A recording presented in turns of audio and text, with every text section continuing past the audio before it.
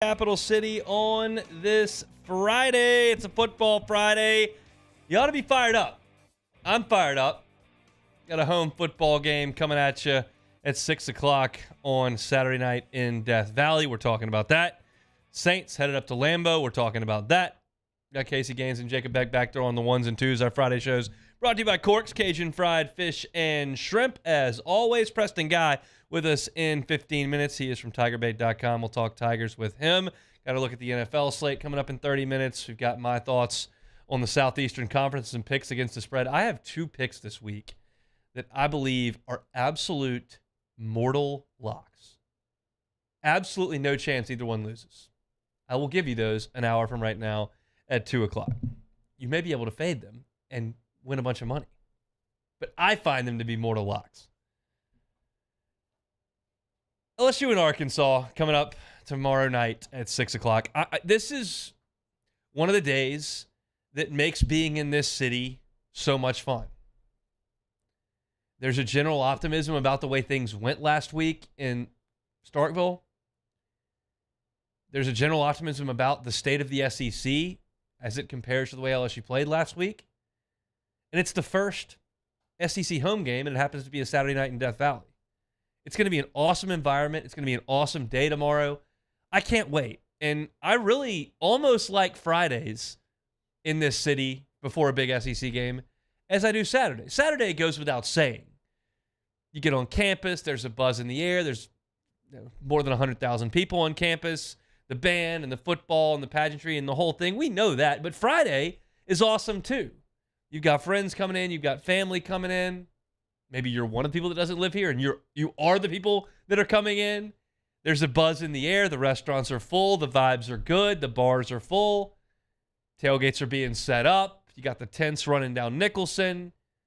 Parade ground. I mean, it's just, I love Fridays before big games. And yeah, Arkansas lost last week to BYU, but it's still a big game. Because LSU, we think, is in position to still have a big season. Many of you listening probably play golf. Many of you listening don't play golf. But I'll explain this analogy in the golf world as to what I think tomorrow is for this LSU football team. You play golf, generally there might be $1 or $2 on a hole. And if you make a birdie, you might win a few bucks. But sometimes in friendly golf, when there's wagers on the line, if you make a birdie, you have to make a par on the next hole to validate it. Meaning you can't make a birdie, get your money, and then throw up on the next hole. You've got to validate that birdie with a par. Some groups play that.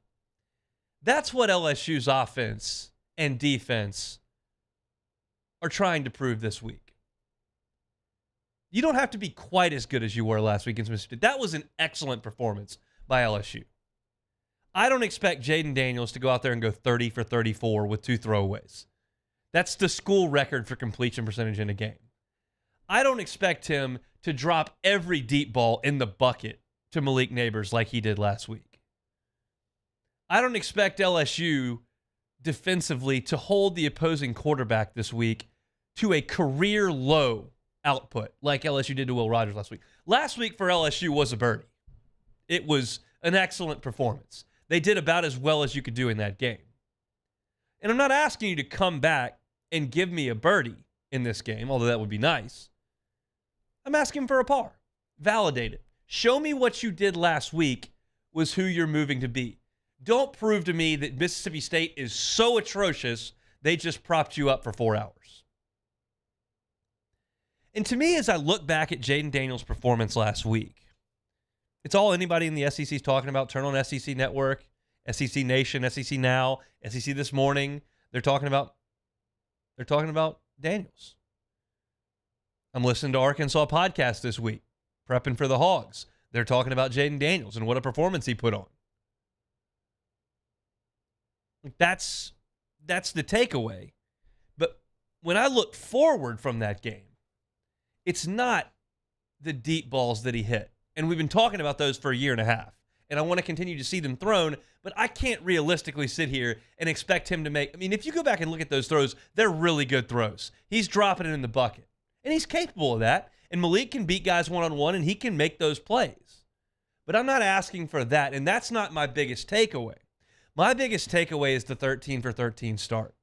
It's getting the ball where it needs to go. It's making the right decision and the accurate throw in the intermediate. That big completion percentage speaks more to me because I think that's more replicable. You're going to miss deep shots.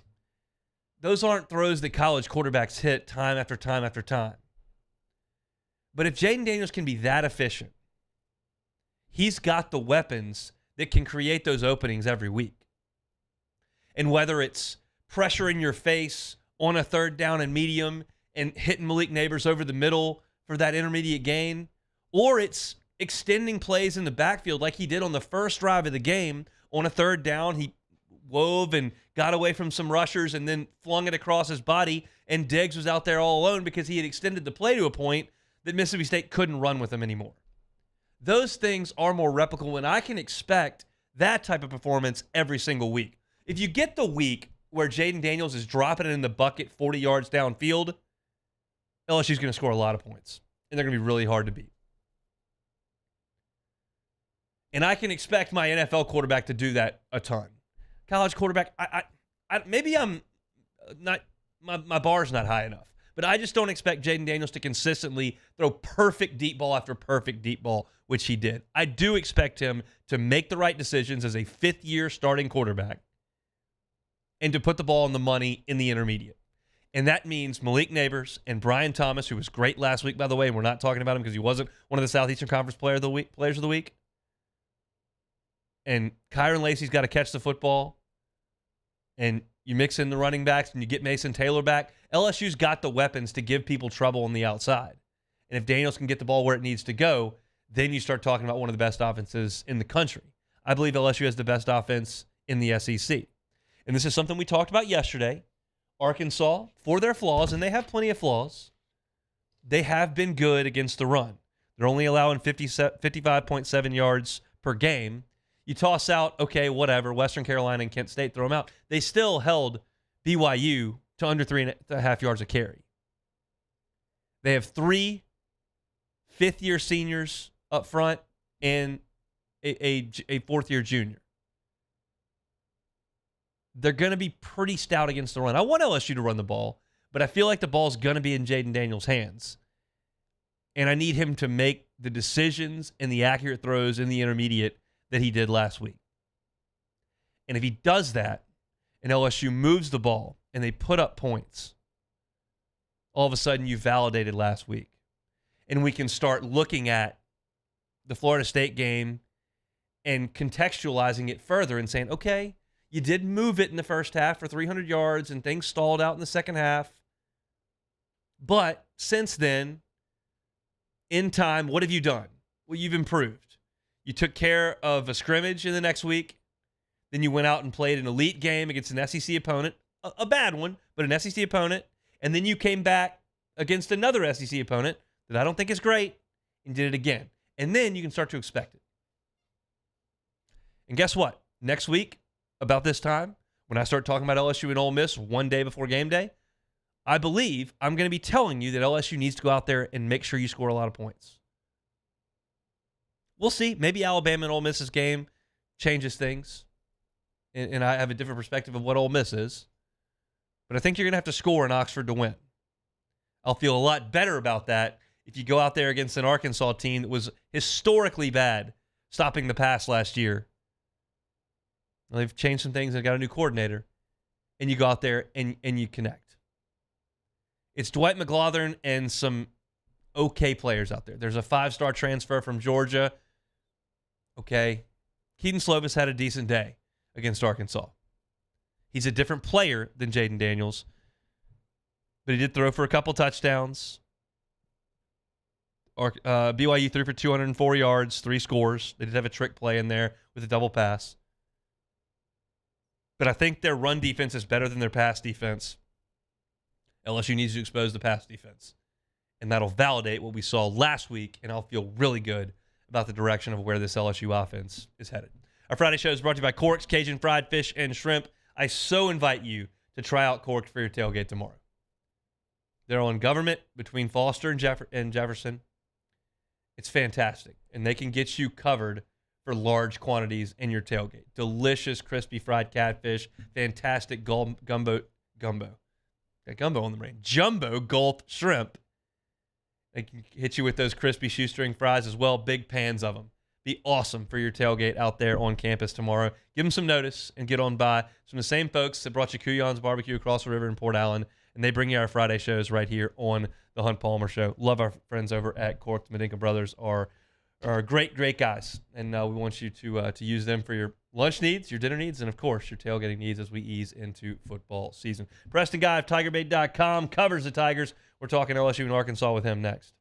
You are now listening to the Hunt Palmer Show. One Bath and Closets, onebathandclosets.com is the website. Told you yesterday, so happy to announce to you that One Bath and Closets now offering financing.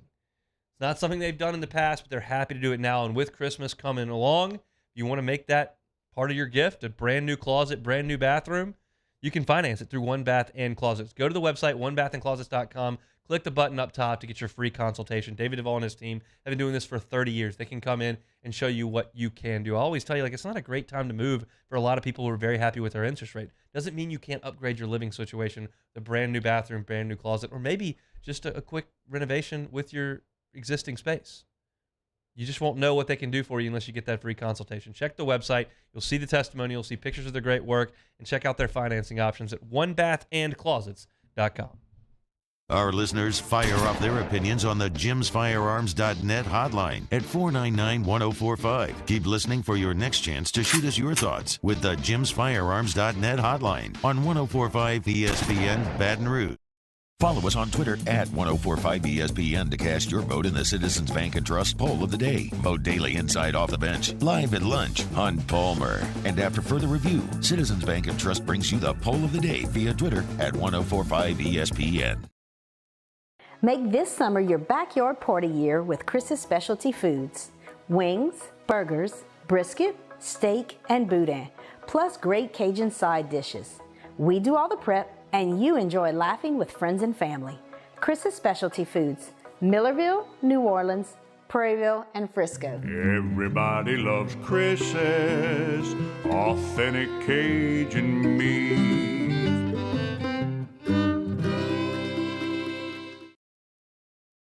At Relief Windows, we're more than windows. We're windows, doors, hardy plank, and vinyl siding. But our number one product is always customer satisfaction. Visit us online at reliefwindows.com. Oh, by the way, we do shutters too. Bayou Ford is taking $10,000 off MSRP on select new 23 Ford F-150 trucks. And all new Bayou Ford vehicles come with a 1 million mile warranty. The crew at Bayou Ford is going to do right by you.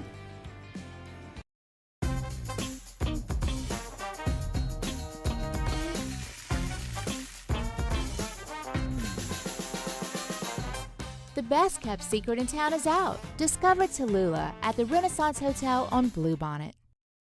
Bayou Chrysler Dodge Jeep Ram has $12,000 off MSRP or 2.9% for 72 months on all new 23 Ram 1500 trucks in stock. All with Bayou's 1 million mile warranty. The crew at Bayou Automotive is going to do right by you. Scooncha, fall in the air. Fall is right around the corner, which means fall fishing is, which means it's time for you to take your boat to the next level with front-to-back boat service in a bunch of different ways. You want a custom stair job, you can have a ton of fun out there on the water. They can do that. What about a spot lock trolling motor? So you stay right where you need to in casting lines. Or sonar that's let you see the fish under the water before you cast. All of your maintenance needs as well. For 38 years, they've been at it and will continue to do so. The Sherman family of front-to-back boat service. Gulf Coast Office Products is a nationally recognized Savin office equipment dealer based right here in Louisiana. Over 100 employees strong, Gulf Coast has the boots on the ground to support all vertical markets from education, engineering, legal, and finance. With the latest in office technology, from desktop to production segment units, Gulf Coast and Savin have the perfect fit for you. Call 225-756-2644. That's 756-2644 for Gulf Coast Office Products. I've been doing business with Luber for 25 years. They're dependable, trustworthy. It's just the attention. This Sunday, as we bring you 3 NFL games, starting with our noon kickoff, the New England Patriots against the New York Jets. Immediately following that game, it's the Chicago Bears against the Kansas City Chiefs. And then our nightcap, the Steelers and the Raiders. Tune in here on 104.5 ESPN.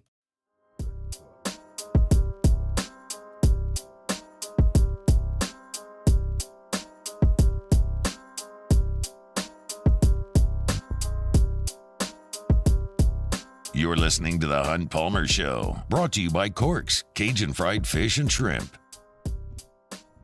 Hope your Friday's going awesome. We're working towards the weekend. It is real close. Some of you may already be on to the weekend. That's a good thing for you. I got about an hour 45 left. But I'm glad to spend the next 15 minutes of that with our guy Preston Guy from TigerBait.com. He joins us every Friday on the Jim's Firearms Hotline and does so now. Preston, how are you on this Friday? Oh, I'm doing good. You know, this is it's a much more pleasant week to talk about football when the good guys are coming off a blowout win and they're 18.5-point favorites for the next one. Does Mississippi State stink?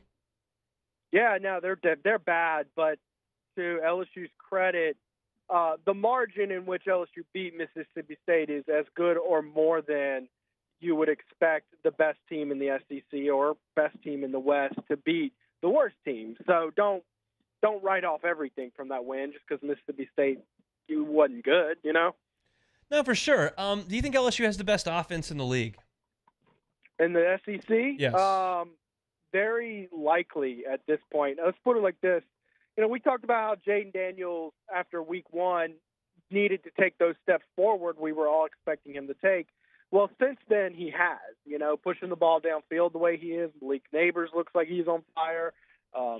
You know, if they continue to play that well, I mean, I understand it's Mississippi State and they aren't great, but, you know, a perfect throw against good, tight coverage downfield to a receiver running that well and fast, I mean, that's just good football at that point. If they continue to play that way, oh, yeah, for sure. I mean, who else would be? Maybe Ole Miss. I mean, you see Mike Bobo and Carson Beck struggling at Georgia. They're good, not great. And then Alabama with whoever they have at quarterback certainly isn't going to be the best offense. So if LSU's not, they're going to be close. So my open here, I don't know if you caught it, but was basically saying I loved the fact that LSU threw it down the field and that Jaden made perfect throws on deep balls to Malik, and that's awesome. I don't know if I can bank on that every single week, even though I'd like to. I do think I can bank on a fifth-year quarterback making perfect decisions and accurate throws in the intermediate. I mean, starting 13 for 13 in that completion percentage, that to me was even more impressive because I think it's more replicable. Your thoughts on those two aspects of the passing game? Well, not only is it more replicable, but we've seen him do it his entire career. I mean, he's always been good at the short to intermediate stuff. And yes, his stat sheet looked good, but his film looked better. Yeah.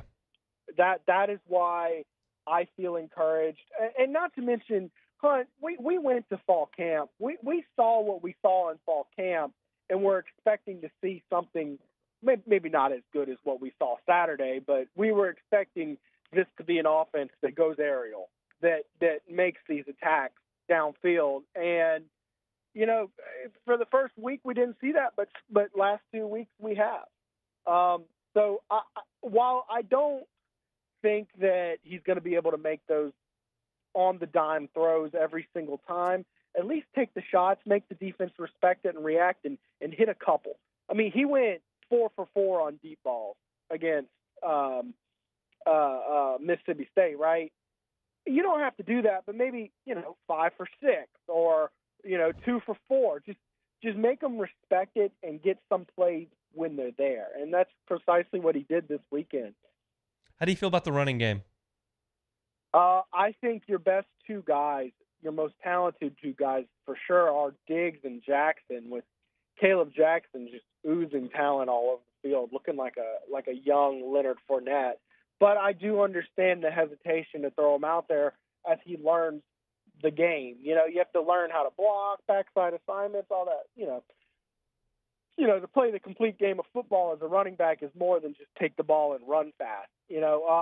I think those 2 are your best backs, and I think that they're going to do well. And then you put in a good supplement of Jaden Daniels, of course, running the ball. He might be running the ball a little too much, but he's so talented as a runner. How can you really stop him? And then, behind them, you've got tons of guys. Now, I don't know if Caleb Jackson's going to be your number 2 back this week or anytime soon, but I think the faster you can get there, the better this team's going to be. I would agree with that. I talked about it earlier this week that a lot of LSU's freshman backs that have emerged in the middle of a season have done so kind of in the middle of October, so we're about 3 weeks away from potentially seeing that. Did LSU cover better last weekend? They did, but more so than their coverage, they got pressure. Yeah. And that's something they did against Grambling very well, and against Florida State for some reason they just didn't. And there's a bunch of things that have changed. Number one, against Florida State, you didn't have Mason Smith playing. You also didn't have Harold Perkins on the edge. You were experimenting with him at middle linebacker, and for some reason, Savion Jones didn't seem to be as comfortable. So it's funny how since that Florida State game where the team looked completely different than what we were expecting, since then the team has regressed back into what we were expecting, where they have an elite front seven, and the DBs are the DBs this year. It's not a super strong strength. I do like the job Andre Sam did filling in for Greg Brooks at that safety role, and of course Sage Ryan doing what he does back there. They kind of both pick up that slack, and of course prayers to Greg Brooks, is what he's dealing with is absolutely terrible. But I think it's more of a sign of how good your front seven was at getting pressure against Mississippi State. Will Rogers just looked discombobulated, had no time to throw. They messed up the running game. That front seven is really coming on strong. I wonder if they can continue to look strong as you face elite offensive lines. Preston Guys, our guest from TigerBait.com every Friday here on the Hunt Palmer Show. Does anything concern you this weekend as they enter the game against Arkansas? Well, KJ Jefferson has an absolute laser of an arm, right? And you do have defensive backs that, are suspect. That is the weakness of the team. So that would be the one just obvious in your face red flag. But I mean, just look at the talent of this Arkansas roster. There's a reason Vegas has them as such heavy spread. 18.5. That's a lot of points to lay in an SEC game, and I think LSU comfortably takes care of business. And then look at the framework of this game. It's at Tiger Stadium at night. There's no environmental concerns that would raise a red flag. I feel probably as confident that LSU takes care of business in this game as I would any SEC game moving forward the rest of the year. I think it's only going to get more difficult from here. A lot of Harold Perkins on the edge last week with a fairly immobile quarterback. With as mobile as Jefferson is, do you think he does a little bit more spying this week? Yeah, he's going to do a bit more spying. And he did that last year against Alabama so well. That was one of the big reasons LSU won that Alabama game is Bryce Young. But it's not like against Alabama they just abandoned him going after the quarterback last year. That would be, if you want a script for what to expect out of Harold Perkins, I would simply go look at the Alabama game last year. I wouldn't look at the Arkansas film last year, because that's just unrealistic to replicate. He was just an animal in that game, and they really were just kind of ruthless with him, just going after the quarterback. I think, you're going to see a nice, healthy mix of spy, blitz, and some coverage, of course. You saw a couple of freshmen step in last week. We'll see what they're asked to do this week, but you saw the freshmen step in at tight end for Mason Taylor being out, and you saw the freshmen step in at linebacker with Omar Spates being out. What did you see from those guys, and what can you expect from them as their role moving forward? Yeah, I saw them making some freshman mistakes out there. Kamorian Pimpton he oozes talent, of course, just looking at his frame. But I remember on a bubble screen to Aaron Anderson, he actually just completely whiffed on a block. And where Aaron Anderson, had the ball in space with some room to make a play, it just got blown up. So obviously you want Mason Taylor back as soon as humanly possible because he's one of the best tight ends in the country. But it is nice to get some experience for these young freshmen who have bright careers ahead of them. But certainly as a pass catcher, Kamorian Pimpton is going to be pretty talented early on. I think that'll be evident as he gets more chances. But as a blocker and playing, again, same concept as Caleb Jackson, playing the complete position, there's definitely some room to improve. And then how do you think about Whit Weeks? Man, what a monster. I don't know how you keep him off the field. I mean, he looked – and one of the bigger disappointments this year so far has been Omar Speights, who I expected to be, possibly one of the best middle linebackers in the SEC. And he hasn't quite looked that. He looks a little half-step slow. I almost wonder if he tweaked his ankle or something. But he hasn't been the tackling machine here at LSU like he was at Oregon State. But Whit Weeks was. Whit Weeks was just too darn good. I do not see a way how you keep Whit Weeks off the field, even with all your linebackers healthy. Got a thought on Ole Miss Bama before we let you go? Hunt, on paper, this looks like it's Ole Miss's day. Yeah. It does. I have zero confidence in that Alabama offense to consistently move the game. I think Jalen Milroe is good for about 2 Heisman plays a game. And the other, 55 snaps or whatever he takes is just going to be very mundane. I like Ole Miss in that one on paper, but Hunt, man, call it whatever you want. But I do not feel comfortable ever betting against Nick Saban. I've just seen him bounce back so many times. And to get 2 losses this early in the season would obviously be unprecedented. But on paper, give me Ole Miss in that one. Yeah, I mean, everybody was saying the same thing before Texas. Bama's down, and then when the push came to shove, everybody picked Bama, and I was like, no, I'm going to go with Texas. We'll see what I decide to do in 30 minutes from right now, but I agree with you on paper.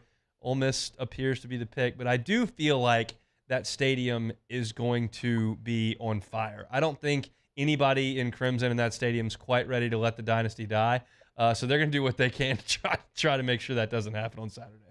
Well, they can do what they want, but can they strap it up and play quarterback? They can't play quarterback, and neither can Jalen Milroe. So that's kind of where we sit. Preston, I appreciate it. Have a good weekend, man. All right, Hon, you too. He's Preston Guy, TigerBait.com. He and Mike Scarborough have a post-game show on YouTube. You can find on their YouTube channel. He's with us every single Friday. 104.5 ESPN, along with Acura of Baton Rouge, teaming up to honor our military and raise funds for Folds of Honor. This nonprofit organization provides scholarships to the spouses and children of soldiers who were killed or disabled in service. To donate to this important cause, visit our website, 1045ESPN.com. Everybody who makes a donation is going to be entered in to win exclusive prizes. Folds of Honor, to honor their sacrifice and educate their legacy.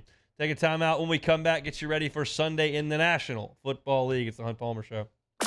The Hunt Palmer Show. Snap into action this NFL season with FanDuel, America's #1 sportsbook. Right now, new customers get $200 in bonus bets guaranteed when you place a $5 bet. That's $200 in bonus bets, win or lose. You've been thinking about joining FanDuel? There's no better time to get in on the action. It's easy to use. There's a wide range of betting options, spreads, player props, over-unders, and more. Visit FanDuel.com/1045ESPN to kick off the NFL season. FanDuel, official partner of the NFL. Must be 21 and present in Louisiana. First online real money wager only. $10 first deposit required. Bonus issued is knowledgeable bonus bet that expires 7 days after receipt. Restrictions apply. See terms at sportsbook.fanduel.com. If you or someone who has a gambling problem wants help, call 1-877-770-STOP. In times of need, get a full list of phone numbers, websites, and other important emergency information on the Demco Stormwatch page at 1045ESPN.com. There it is, the extra mile, on the border of expected and extraordinary for those willing to go further, like vans customized for work or play, with safety and tech to keep you connected. Supported by a 5-star sales, service, and finance team, and backed by the 1-star you know. So go the extra mile. It's never crowded, because so few have what it takes to go there. Mercedes-Benz Vans. Hello, Samantha, dear, I hope you're feeling fine. And it won't be long until I'm with you all the time. But until then, I spend my money up right down on my last dime. Come home in Baton Rouge.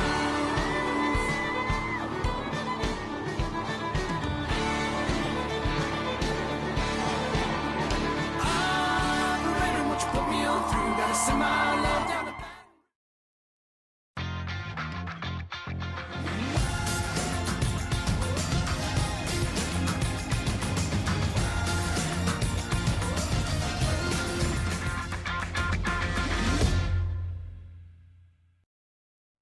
Scooncha, fall in the air. Fall is right around the corner, which means fall fishing is, which means it's time for you to take your boat to the next level with front-to-back boat service in a bunch of different ways. You want a custom stair job, you can have a ton of fun out there on the water. They can do that. What about a spot lock trolling motor? So you stay right where you need to in casting lines. Or sonar that's let you see the fish under the water before you cast. All of your maintenance needs as well. For 38 years, they've been at it and will continue to do so. The Sherman family of front-to-back boat service. Gulf Coast Office Products is a nationally recognized Savin office equipment dealer based right here in Louisiana. Over 100 employees strong, Gulf Coast has the boots on the ground to support all vertical markets from education, engineering, legal, and finance. With the latest in office technology, from desktop to production segment units, Gulf Coast and Savin have the perfect fit for you. Call 225-756-2644. That's 756-2644 for Gulf Coast Office Products. I've been doing business with Luba for 25 years. They're dependable, trustworthy. It's just the attention to detail with our clients. Our folks have years and years of experience. They're highly trained professionals, but many companies have that asset. What I'd like to think makes Luba a bit different is that we use those talents in a way that truly is dedicated to serving the needs of the folks who depend on us. Dylan Cruz here to tell you about Six Rings Baseball and Softball Camp. If you live on the North Shore and play ball, go to Six Rings Camps with former LSU assistant coach Dan. Matt Moscona inviting you to join us for a Football Friday edition of AFR presented by Don Juan Cigar Bar. Phil Steele previews the biggest games of the college football weekend. The Riot Radio Hours return, 104.5 ESPN Baton Rouge.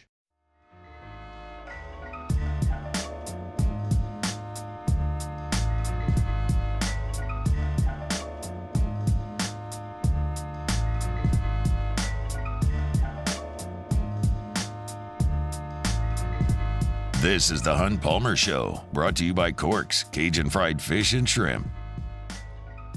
Well, SEC picks against the spread in 30 minutes at top of hour number 2. Hope your Friday is going awesome. It is that time of the week where we take a look at the NFL slate on Sunday. And I got to tell you, I put these games into tiers every week. You know by now, tier 4 is the worst action of the week, and progressively it gets better into tier 1, which are the elite games of the week. I don't have a single game this week in tier 1. I don't think any of the matchups just scream awesome to me. Now, it's the NFL, so every game is reasonably interesting, but I don't think any of the action is great. I thought last week's slate was significantly better. We'll start in tier 4. The Bears are at the Chiefs.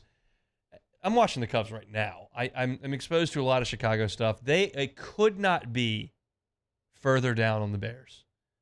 Last year, you bottom out, you get the first pick in the draft, you trade it, you get a bunch of picks. You feel like you've got a direction, but Justin Fields has to be the guy because you, in essence, traded on all. You didn't want any of these quarterbacks. You did not want Bryce Young. You did not want C.J. Stroud. You did not want Will Levis. You didn't want Anthony Richardson. You decided Justin Fields was your guy, and they stink. Just absolutely stink. But what if I told you that the Bears, who absolutely stink, and you would agree with me that they stink, had the same amount of offensive points this year as the Kansas City Chiefs? Both teams have scored a total of 37 points. Now, here's something for you bettors out there with the Bears-Chiefs game. Justin Fields has never covered as a double-digit dog. Double-digit dogs seem to always cover in the NFL because you shouldn't be getting that many points. Justin Fields doesn't cover double-digit dogs. I like the Chiefs to roll that one in Arrowhead. Same type deal here why it's in Tier 4. It's a really good team and a really bad team. The Cowboys will play at Arizona. Interestingly, I didn't realize this. Dak Prescott's the only player in NFL history with 150 touchdowns passing and 25 rushing touchdowns in his first 100 games. He'll play his 100th game coming up on Sunday. Cardinals have been pretty good rushing the passer. They've got 9 sacks. That's third in the NFL, but the Cowboys have only allowed 1 sack. We know their offensive line is really, really good. I think Dallas beats the brakes off of the Cardinals. Here's where the meat of the slate is on Sunday. It's basically all in Tier 3, which is not great football. The Titans are at the Browns. The Browns defense has not allowed a red zone touchdown or a red zone field goal yet through 2 games. Look, no one has done that through 3 games since 1978. So we'll see if the Browns can handle that. I don't love their odds to do it 3 weeks in a row, but it's still pretty impressive for their defense. The Broncos are at the Dolphins. I've got that in tier 3. Miami leads the NFL in passing offense. It's Tua and it's Tyreek Hill going nuts. And Denver's defense is 23rd in the league in pass defense, so that's not great. Russell Wilson's QBR versus man-to-man is second worst in the NFL, which I think is a pretty big indictment on what they're doing. If he and Sean Payton can't beat man-to-man, like, come on. And Miami plays man-to-man third most in the NFL. So I think the Dolphins are a prohibitive favorite in that one over the Broncos down on South Beach. The Patriots are at the Jets. How about this? The Patriots have beaten the Jets 14 times in a row. In the NFL, come on. Win 1 out of 14. Jets can't do it. How about this on Zach Wilson? 7 of his last 8 starts have gone under on the over-under total. Whew. Not great for the Jets. Texans are at the Jaguars. C.J. Stroud has not thrown an interception. Why? Because he's holding on the ball and being too cautious. That's why he has been sacked 11 times through 2 games. We'll see if the Jags can get after C.J. Stroud and the Texans in that divisional matchup. Colts are at the Ravens, battle of the ex-Baltimores. The Colts lead the NFL in run defense. They've done a good job with that. Might mean that the Ravens have to go to the air. Lamar Jackson, how about Lamar Jackson? Leading the NFL in completion percentage at 75%. I think the Ravens are really good this year. That breaks my heart as a die-hard Bengals guy. But I think the Ravens are very, very good, and they're certainly 2 games clear of the Bengals right now. The Panthers are at the Seahawks. It's Andy Dalton season, people. Red Rocket, Red Rifle, whatever his nickname is, he's coming for you because Bryce Young's going to sit for a couple of weeks. Seattle is 30th in the NFL in pass defense, and they've only gotten 2 sacks. Once a vaunted defense up there with Pete Carroll has not been very good to this point. They can't beat Andy Dalton at home and just go ahead and pack it in. The Steelers are at the Raiders. Kenny Pickett's QBR is 18.8. Incidentally, my 2-year-old's is about 18 points lower than that. Not great for Kenny Pickett. It's dead last in the NFL. Josh Jacobs only has 46 rushing yards through 2 games. That's not great for my fantasy squad, but hopefully that thing sorts itself out as he was the leading rusher in the NFL last year. That's tier 3. And then there's tier 2. As I mentioned, there's nobody that I think's in tier 1 at this point in the NFL this week. The Falcons are at the Lions. Bijan Robinson's kind of must-see TV right now. He's second in the NFL in rushing yards, and he leads all running backs in catches. The Falcons drafted a toy in the draft really high, and they're playing with that toy. It's been exciting to watch him play. And the Lions, under Dan Campbell, 24-12 against the spread. The Lions have been a very good bet against Dan Campbell, with Dan Campbell. The Chargers are at the Vikings. The Chargers have lost 4 straight games by 3 points or less. The last 2 to end last year and the first 2 of this year. That's tough to do, to lose 4 straight by 3 or less, just in field goal games late and can't quite get it done. We'll see if that's the case with the Vikings. Both these teams are winless, and both were considered real playoff threats. And if you go to 0-3, your odds of making the playoffs, not very good. So we'll see what happens in that one between the Chargers and the Vikings. And the Bills at Washington is in tier 2. The Commanders are second in the NFL in dropbacks that result in the quarterback leaving the pocket. And Josh Allen loves to drop back and then leave the pocket. So it feels like this game is going to take place a lot on the perimeter. Washington's defensive front is really good. And people are starting to lose faith in the Bills. It started with that Jets loss to open the season on a Thursday night. And if the Bills kind of drop off and the Bengals aren't what we thought they might be, it starts to open the door up for, obviously, a team like the Dolphins to break through. We'll see. But that's tier 2 in the NFL. Those are your NFL games of the week. We'll certainly talk a little bit about the Saints here moving forward. I want to remind you about the Ultimate Tailgate. 104.5 ESPN and Citizens Bank and Trust are looking for the Ultimate Tailgate. Snap a pic of your setup and upload it to 104.5ESPN.com for a chance to win a $500 Rouse's gift card. Our judges will select a winner on September the 29th. It's the Ultimate Tailgate giveaway from Rouse's Markets, Citizens Bank and Trust, and 104.5 ESPN Baton Rouge. Of course, T-Ball will be out at Rouse's in about an hour and 20 minutes from 3 to 5, our usual Friday remotes. Want to set the stage for you for tomorrow's broadcasting, as we do every Friday for you. Get your game day all set up. Kickoff between LSU and Arkansas just a little bit after 6 o'clock. That means 5 minutes before 5 hours before kickoff. It'll be Eagle 98.1 game day. Charles Handgriff and Matthew Musso at 1 o'clock at the Rouses on Burbank and Lee. They'll go for 3 hours from 1 to 4. They'll hand things over to the LSU Sports Radio Network. That's myself and Brandon Taylor. Marlon Favorite, I heard this on the morning show. I was unaware of this until I heard this morning when he was on with Jacob and T-Bob. He's singing in a wedding tomorrow. So Fave's not going to be with us in person, but he's going to jump in via Skype. So it'll be Brandon Taylor, Marlon Favorite via Skype, and myself from 4 o'clock to about 5:40 tomorrow from between the Rams to the Assembly Center. Very excited at 4:40 tomorrow to have Kim Mulkey come by. So if you're a huge Lady Tiger basketball fan or someone in your family is, and you want to come by and see Coach Mulkey, she'll be with me at the trailer, the big stage, between the Rams to the Assembly Center at 4:40 tomorrow.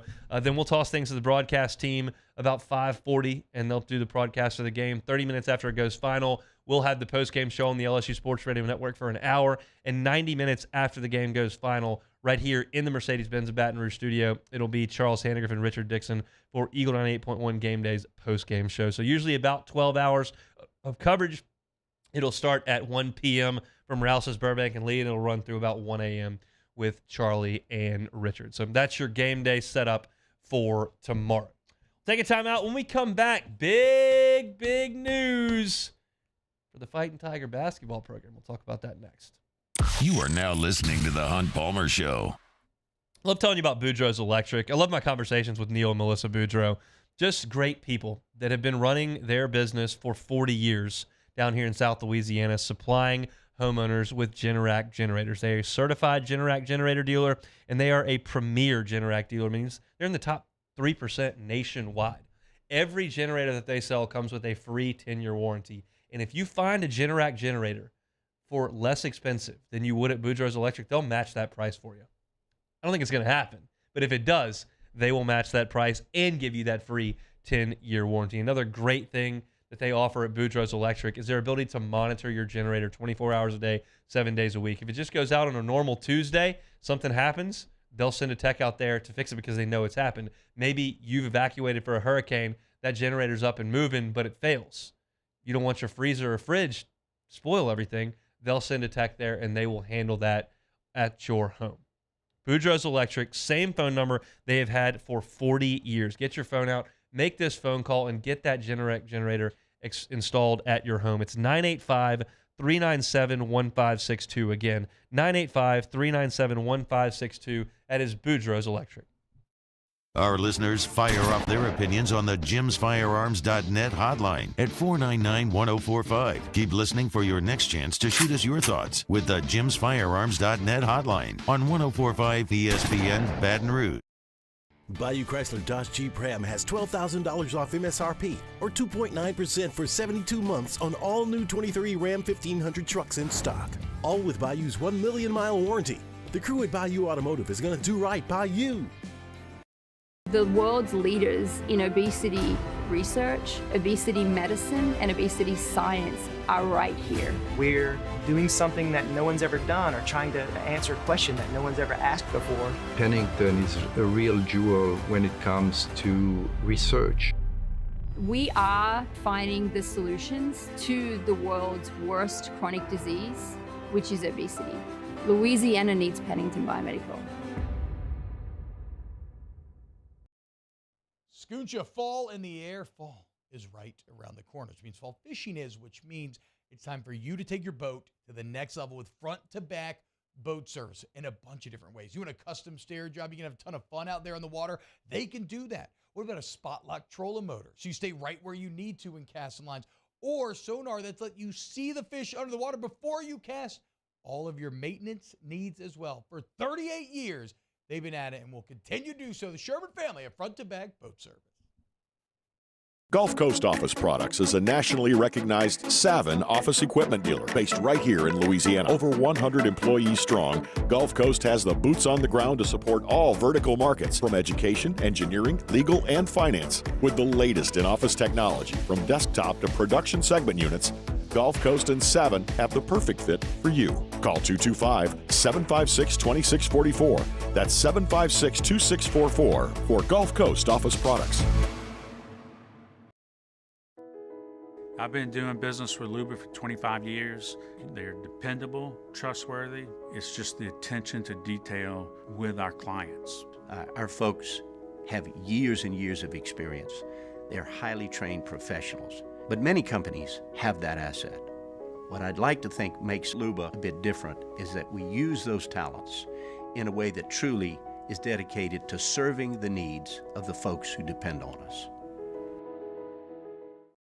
Dylan Cruz here to tell you about Six Rings Baseball and Softball Camp. If you live on the North Shore and play ball, go to Six Rings Camps with former LSU assistant coach Dan Canaveri. His knowledge is second to none, and your child will improve and have fun doing it. Camps are held at Coquille Park and Six Rings Academy in Covington with 4 sessions over the summer. Full day and morning only sessions are available from ages 7 to 13. Go to sixringsbaseball.com or call 985-206-9096.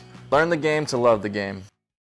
Follow us on Twitter at 1045ESPN to cast your vote in the Citizens Bank and Trust poll of the day. Vote daily inside Off the Bench, live at lunch on Palmer. Week 4 in the prep football season, and we get started with Louisiana Prep Preview presented by Brock. Friday night at 6. Catholic High and St. Thomas More kick off at 7, and that's immediately followed by Louisiana Prep Scoreboard presented by Lake Urgent Care on 1045 ESPN Baton Rouge.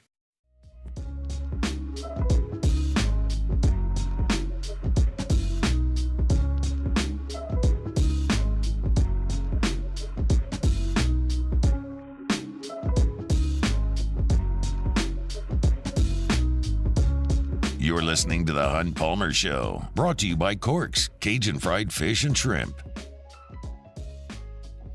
Wrapping up hour number 1 here on a Friday edition of The Hunt Palmer Show. If you're headed out to campus tomorrow, want to feed that tailgate, Corks, Cajun Fried Fish and Shrimp, a great, great option. They can get you a big old tray, that crispy fried catfish. They can get you a big old tray of that jumbo Gulf shrimp, crispy shoestring fries. They're great at catering. Maybe you don't have a tailgate or game watch party, but you do want to feed your office next week. Corks can handle that as well. Just give them a day's notice and let them know they will have you ready to roll over there. Corks are on government between Foster and Jefferson. Great, great partners of ours here on the Hunt Palmer Show. Great people, the Medinkas, who I've known for a long, long time. Brought you Kuyons in Port Allen across the river. And Corks is great, great stuff. Appreciate them bringing you our Friday shows. Big news for a couple of LSU programs outside of football on the recruiting trail yesterday. Matt McMahon and LSU get a commitment from 4-star Robert Miller III. That was actually today, this morning. Kind of got some wind of it yesterday, but he's 6'10", a top 60 player in the country. On threes, got him as the number 40 player in the country in 96 rating. He is a really, really skilled big body. 6'10". I would not call him quick. He's not. And he's got room to fill out. As you would imagine, a 6'10" high schooler is generally going to be pretty thin, and he is. But he's very smooth. He's very much under control. He controls his body very well when he's finishing shots and blocking shots at the rim. He can shoot the basketball. His free throw form looks good. He shoots some threes in high school. I don't know how much of that they're going to ask him to do right off the bat. But he just looks like a very polished basketball player with great size. So this is a really nice pickup for Matt McMahon to get basically a top 50 player in the country by a couple of sites, and one that Alabama absolutely wanted. And for me, when I see that Alabama offer, I feel like there's probably some shooting ability in there. I can only watch Robert Miller highlights on YouTube. I'm sure Nate Oates has seen him do more than I have. So I see that, and I just... Now, not every Alabama big has been able to shoot. Charles Bediako wasn't a great shooter for sure. But basically, if Nate Oates can have somebody that can shoot, he's going to get them at every position on the floor. And so, 6'10's there. He's going to be able to fill out. And I can watch on tape that he is smooth. He has good control of his body. He's under control and has some skill with his hands. But he can probably shoot if Nate Oates wants him. And I know that Nate Oates desperately wanted Robert Miller. Miller's dad played tight end at LSU in the mid-'90s. I do not remember him. That was very, very early in my LSU watching career, and for many, it was not a great era to watch LSU football, the early 90s. So I don't remember him as being a legacy, but certainly that helped LSU here. And Miller did pledge his commitment to the basketball program earlier today. He had offers from Texas, Alabama, as I mentioned. Colorado was in the mix as well. So LSU goes into Houston and grabs a 6'10", four-star recruit to get in the boat in Robert Miller III. I think that's awesome. Matt McMahon has talked about wanting to be old, and he's going to work the transfer portal to be old every single year that he's at LSU. That's what he wants to do. You supplement that with your high-level high school players. You're just not really in a position in this sport very often to take projects from the high school level, because the odds of them sticking around and developing for 3 years is just not that great. Sure, it happens some, but not that often. There was a time where to build your program, all you could do was really go through the high school ranks and maybe grab a transfer here and there that would sit out a year and then play for you, or go to JUCO and grab one, but it didn't work out all that often. You really had to build from the high school level. You don't have to do that anymore in college basketball. It's year over year. It's team building, not program building. But if you find guys that do have high ceilings and can play early on that you find at the high school level, you get them into the mix, and Robert Miller certainly fits that bill. So this is as big a get from the high school level as Matt McMahon has signed. Now, Tyrell Ward was a five-star player who played a little bit for LSU last year and hopefully has a bigger role moving forward this year. But Robert Miller is a big, big get for Matt McMahon, and hopefully the shackles of this probation, and say whatever you want about it, but that cloud was there. And I'm not privy to the conversations that Matt McMahon's having with recruits. I don't know what the pitch is, or how often it comes up, or if it comes up, or if recruits ask questions about it, or if they don't, or what his answer are. I don't know any of that stuff. I'm just telling you, the NCAA has been knocking on this door for years, and basically Matt McMahon's entire time. And now that that's gone and you don't have to worry about it anymore, hopefully recruiting picks up a little bit, because recruiting the portal and high school players is the lifeblood of college basketball, and you've got to do it. And that's the one thing we haven't really seen much of Matt McMahon, because he hasn't been afforded that opportunity really.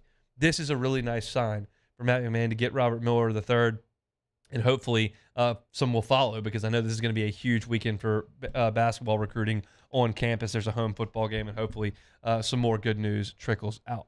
There's other news in terms of recruiting, not basketball, not football, but baseball right here in the capital city yesterday and into today, and that is the commitment of William Schmidt to LSU baseball. Now, you probably don't know who William Schmidt is, and that's understandable, and that's okay.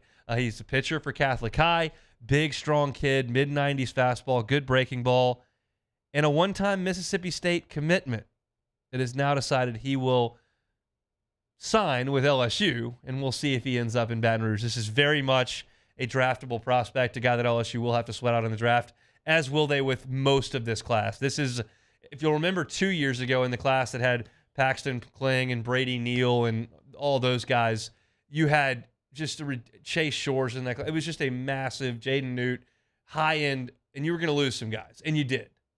But you got some in the boat. And then this past year, you didn't have as many high-end guys. You lose Blake Mitchell, the catcher, you basically get everybody else.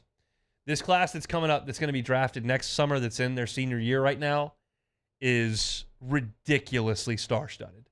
Like, you'll have 11 guys with major draft risks in this class, and William Schmidt is one of those. Hometown kid, Catholic High kid, big-time talent. You hope he sticks around in Baton Rouge. But in any event, it's better that his options are Major League Baseball and LSU, and not Major League Baseball and Mississippi State, which is where we were here recently. But William Schmidt has decided he will stay home and play for LSU should he decide to play college baseball. So great news for Jay Johnson. Great news for Matt McMahon.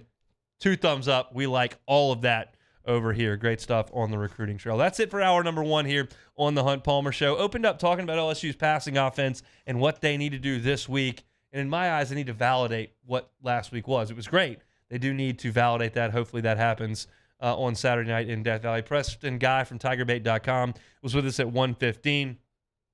All that stuff is what you can find in Hunt on LSU. LSU segments, LSU guests. If you're looking for just LSU football and don't want to scroll through our podcast or our YouTube stuff to find LSU, you can find it on our YouTube channel, Hunt on LSU. Subscribe to that and it'll all show up right there on your feed. We talked about the NFL slate on Sunday, as we do each Friday at 1:30. When we come back after SportsCenter, we will hear some sound from LSU this week. We'll get you ready for LSU and Arkansas, my final pick coming up at the end of the show. But after SportsCenter, it's time to pick SEC games against the spread. I told you this to start the show. There are 2 picks in the SEC this week that are stone-cold lead pipe locks. I will give you those. You can take them or fade them, but I will give them to you after SportsCenter. Come back on a Friday edition of the Hunt Palmer Show. Follow us on Twitter at 1045ESPN to cast your vote in the Citizens Bank and Trust poll of the day. Vote daily inside Off the Bench, live at lunch, Hunt Palmer. And after further review, Citizens Bank and Trust brings you the poll of the day via Twitter at 1045ESPN. Bayou Ford is taking $10,000 off MSRP on select new 23 Ford F-150 trucks. And all new Bayou Ford vehicles come with a 1 million mile warranty. The crew at Bayou Ford is going to do right by you. When is a taco more than just a taco? When it's Government Taco. Voted best tacos 3 years in a row by 225 Magazine, Government Taco puts the most delicious spin on tacos the capital area has ever seen. With creative combinations like the Magna Carrot, the Filibuster, or the Steak of the Union. Plus perfect tortilla chips paired with the best salsa and queso you've ever had. And happy hour every day from 3 to 6 p.m. and all day on Thursday. Government Taco, 5621 Government Street. The importance of doing this fortified program and offering it to people down here is, number one, the only real chance you're going to get to do this is when you put on a new roof or build new. And through companies like HUDCO, who's kind of leading the way in this thing, it's going to offer the customers a huge advantage in the insurance market and the price of their insurance. You know, we're not looking to make a fortune off fortifying. We're trying to give you a better product than our competitor at the moment. I'm trying to do something that he can. I'm trying to give you something better. So a lot of these insurance jobs, you're getting a re-roof, you're only paying your deductible. Let's sit down and talk about the fortified and let's see what it does to your insurance premium. You're getting a steal. Yeah. You're getting a brand new roof and a fortified certificate for your deductible, essentially. And I think we're rocking and rolling.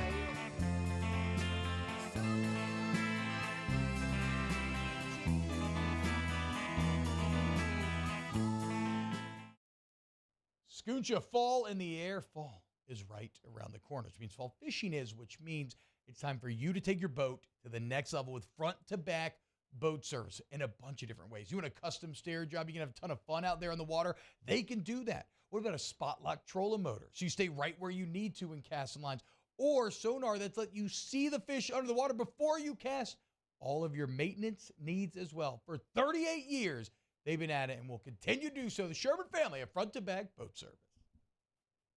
Gulf Coast Office Products is a nationally recognized Savin office equipment dealer based right here in Louisiana. Over 100 employees strong, Gulf Coast has the boots on the ground to support all vertical markets, from education, engineering, legal, and finance. With the latest in office technology, from desktop to production segment units, Gulf Coast and Savin have the perfect fit for you.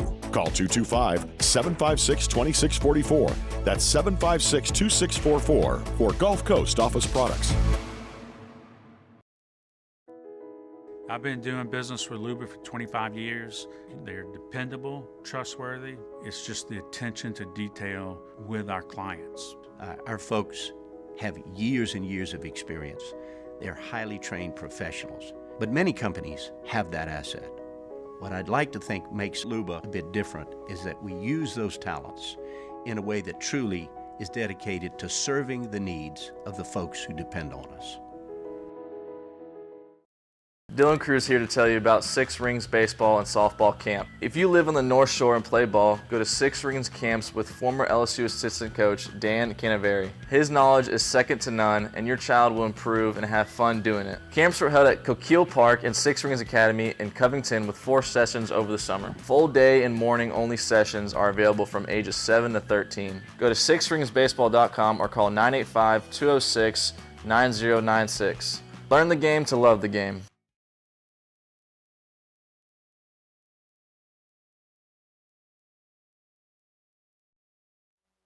This is SportsCenter.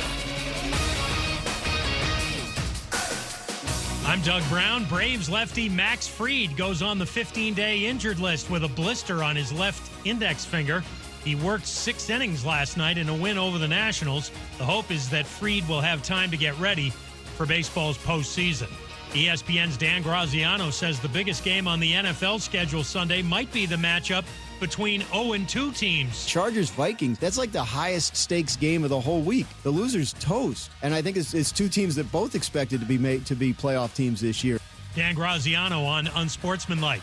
Patriots corner Marcus Jones goes on IR today. ESPN's Mike Reese reports Jones has a torn labrum in his shoulder. He'll be out at least 4 weeks, but it could be longer. In what could be its final season, there are 3 Pac-12 games tomorrow featuring top 25 teams head-to-head. 10th-ranked Oregon hosts number 19 Colorado at 3:30 Eastern on ABC. Also, number 11 Utah hosts 22nd-ranked UCLA. And the only 2 teams still committed to the Pac-12, number 21 Washington State hosts 14th-ranked Oregon Hey, State. it's your resident Super Bowl champ, Chris Candy. Coming up Monday, I'll give you my biggest takeaways from Week 3 in the NFL. It's Unsportsmanlike, 6 a.m. Eastern, right here on ESPN Radio, ESPN2, and ESPNU.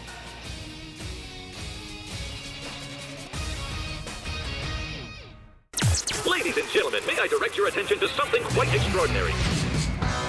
Now, The Hunt Palmer Show.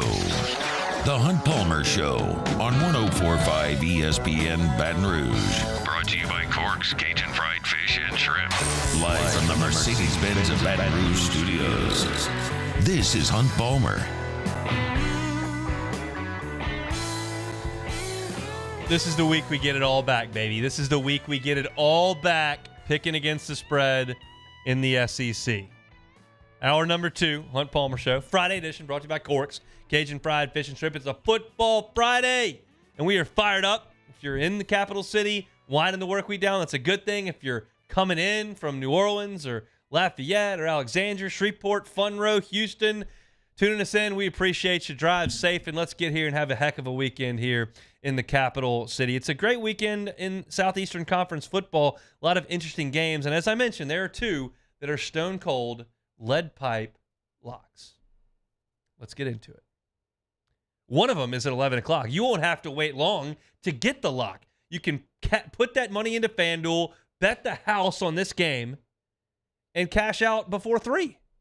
It's a beautiful thing. It's Auburn at Texas A&M. Aggies are an 8-point favorite in this game. Auburn turned the ball over 4 times at Cal. They turned it over 3 more times last week versus Samford. That's a trend that if it continues in Kyle Field, they'll just get run off the field. You can't turn the ball over if you're Auburn in this game because their offense has not proven to be very good. They scored 14 points against Cal. Now, the turnovers hurt your ability to try to score, but you do that against A&M, you're going to get smoked. A&M's run defense is solid. It's the pass defense that's not very good and the pass rush that hasn't been very good. So the question is, does Auburn have the guys on the outside and Peyton Thorne at quarterback to take advantage of A&M's weakness? I think the answer is a big bad no. Auburn's secondary is really hurt. They're missing 2 guys. They're moving safeties around. A&M's pass game, say what you want, it's good. Wigman threw for 330 against Miami in the game they lost. They just couldn't stop Miami from throwing the football. I don't think Auburn can do that. I think A&M will throw the football at will. I think Wigman throws for 340 and 3 touchdowns again. And A&M's going to win this game by 2 or 3 scores. They're certainly going to cover the 8. This is stone cold, lead pipe, lock city. Casey cut the tape. We'll play it back on Monday. It's a lock. This game will not be close. A&M will dominate Auburn. The -8 is a gimme. It's a layup. On to the next.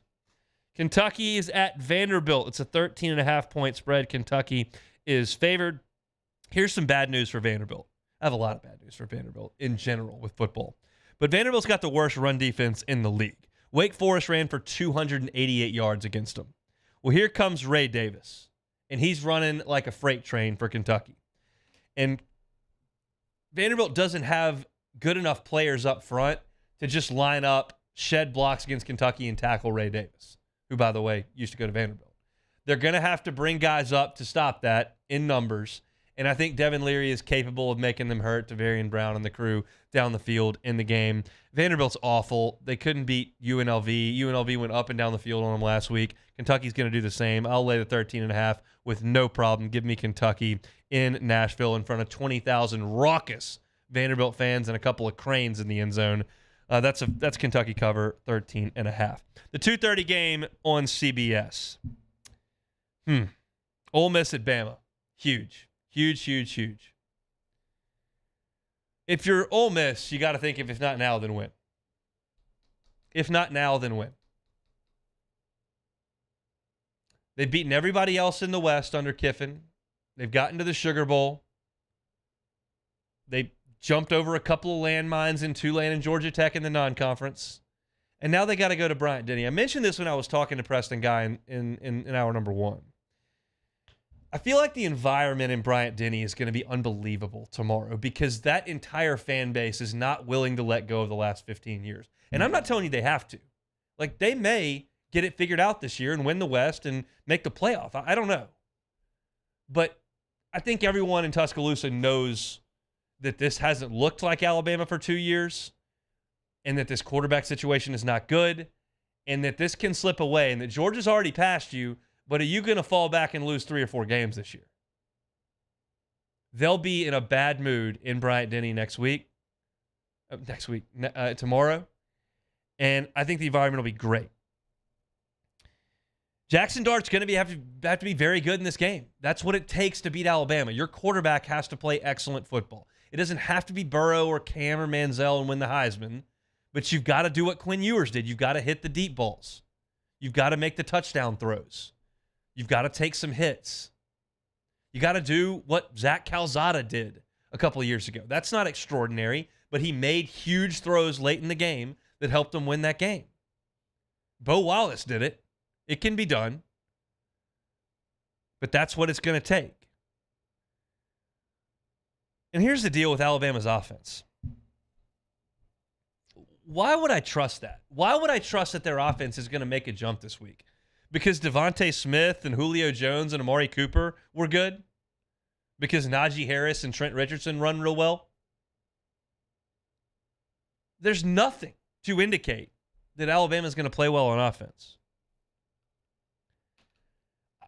Everybody was talking about Alabama's demise in the summer. Everybody. And nobody stepped up to the plate the Friday before the Texas game and said, look, I like Texas. I did. Because I think this Alabama team has no characteristics of the last 15 years on offense. They got 4 and 5 stars on defense. They're big, mean, physical. They got a huge fan base, and it'll be raucous in there. Their quarterback stinks. I don't know what to tell you. And Ole Miss's doesn't. So unless Ole Miss turns the football over, which can absolutely happen, Ole Miss going to win this game. And just for grins, I'll just take the points and leave it at that. Give me Ole Miss plus the 6.5. UTSA is going to Tennessee. UTSA gave up 37 points to Army last week. That's not very good. Plus, their quarterback, Frank Harris, has turf toe, so he might not play. UTSA was thought to be a pretty good team. Lost to Houston, lost to Army. Tennessee's probably going to be in a pretty cranky mood at home. I'll lay the 21.5 with the Vols. I will take Tennessee. Charlotte is at Florida. 28-point number here. Charlotte lost to Maryland by 18. They lost to Georgia State by 16. By the way, sneaky. Georgia State's coming in here in a couple months. They might be undefeated. Played well last night and won that game against Coastal. Gators have a huge win from last week. They're going to Kentucky next week. Maybe a bit of a sandwich spot. I'll take Charlotte and the 28 points here. Don't feel super awesome about it, but maybe Mertz isn't very good. Florida sweepwalks, and I can cover the 28 points. UAB and Trent Dilfer at Georgia between the hedges. It's a 42.5-point number with the Blazers headed to Athens. There's a reason it's 42.5 because UAB is awful. 49-35, they lost to Georgia Southern. 41-21, they lost to ULL. If you're giving up 49 to Georgia Southern and 41 to ULL, what are you going to give up to Georgia? I want to take the 42.5 points. That's what my brain tells me. You got it. It's 42.5. I can't do it. Give me Georgia. I'll lay the 42.5. 6:30 on ESPNU. Memphis and Missouri from St. Louis. Everyone's loving Mizzou after last week. Mevis hits the 61-yarder, 3-0. They beat Kansas State. Drinkwitz is the man. I saw one SEC Network personality put them in the top 5 of the league. I got news for you. They're not in the top 5 in the league. They're not even close to that. They're actually not very good. They beat Kansas State at home on a 61-yard field goal. Everyone's loving Mizzou. Give me Memphis in a letdown spot. I'll take the 6.5 points. I can't name one player on Memphis' team. Not one. But give me the Tigers from the 901. Mississippi State and South Carolina. Last game here on the docket. 6:30 on the SEC Network. I mentioned there were 2 locks. I gave you A&M as the first lock, minus the 8. This is a 6-point number. Did you watch Mississippi State last week? Did you see that? Did you watch? Did you see their offense? Did you see their defense at home? Huh. Now, South Carolina cannot run the football. They're the worst running offense in the SEC. So Mississippi State's chance is to stonewall that run again and then win up front with their veteran defensive line. But even if Mississippi State does win up front with that defensive line, and they do get some pressure on Spencer Rattler, how many points realistically can I expect Mississippi State to score in this game on the road? 17? Like max? You think they're cracking 20 with that clown show that I watched last week on offense? With Will Rogers not knowing what planet he's on? I don't think so. They're awful on offense. They're not good on defense. Spencer Rattler has played great football. They'll be at home. Keep him upright. He'll throw for 3 or 4 touchdowns. South Carolina covers the 6 here with ease. Ease. So those are the 2 locks. I give you a couple locks each and every year. Usually not 2 in 1 week. But this time around, there are 2 in 1 week. South Carolina minus the 6 all day. Texas A&M minus the 8 all day. We'll, of course, grade my paper on Monday. It's one of the lowest parts of my Sunday. When I walk over to the kitchen table, I grab the notepad out and I see my picks from Friday that most of the time I can't even remember, and we start to grade them. And it hasn't been good thus far. We didn't win in week 0 with Vanderbilt. In week 1, we kind of righted the ship. We were 7-4. In the last 2 weeks, 4-8 and 3-6. So that's 7-14 in the last 2 weeks. This is the week we got to get it all back. Got to get it all back. We got to have a big, big week this week. Anyway, it's going to be fun. I can't wait to watch A&M and Auburn at 11 o'clock. Then I'll have to get into pregame stuff before Alabama and Ole Miss gets rolling. But if you want to watch some of Alabama Ole Miss and you're on campus, we'll have it playing on the sides of our stage there between the ramps of the Assembly Center during the pregame show. So looking forward to that. That's a look around the Southeastern Conference. When we come back, a little bit more LSU and Arkansas talk. You're listening to The Hunt Palmer Show. The Hunt Palmer Show. Love telling you about FanDuel. I just gave you mortal locks for the weekend. Why don't you get on FanDuel and make them happen? You can snap into action in the NFL this season with FanDuel, America's #1 sportsbook. Right now, new customers get $200 in bonus bets guaranteed when you place a $5 bet. That's $200 in bonus bets, win or lose. If you've been thinking about joining FanDuel, there's no better time to get in on the action. The app's easy to use. There's a wide range of betting options, including spreads, player props, over-unders, and more. Visit FanDuel.com/1045ESPN and kick off the NFL season. FanDuel, official partner of the NFL. Must be 21 and present in Louisiana. First online enrollment wager. Only $10 first deposit required. Bonus issues non-withdrawable bonus bet that expires 7 days after receipt. Restrictions apply. See terms at sportsbook.fanduel.com. If you or someone who has a gambling problem wants help, call 1-877-770-STOP. In times of need, get a full list of phone numbers, websites, and other important emergency information on the Demco Stormwatch page at 1045ESPN.com.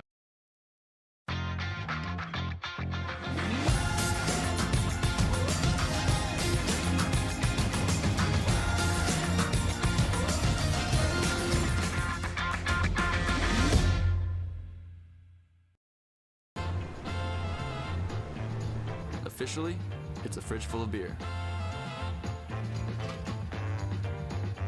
Unofficially, it's free AC. Coors Light, the official beer of everything unofficial. It was a humid day, barefoot children play, looking for that summer shade. Time to slips away. Oh, Louisiana,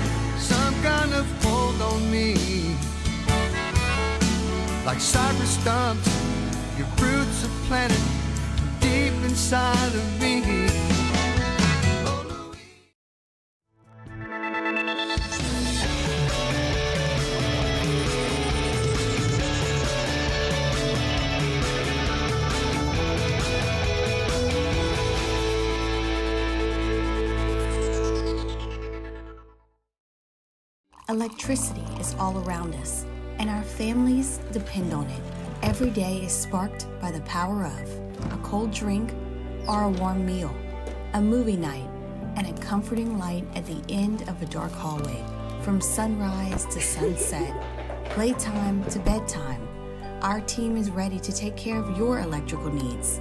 Even in the case of an after-hours emergency, the light in your life shines brighter with Mr. Electric.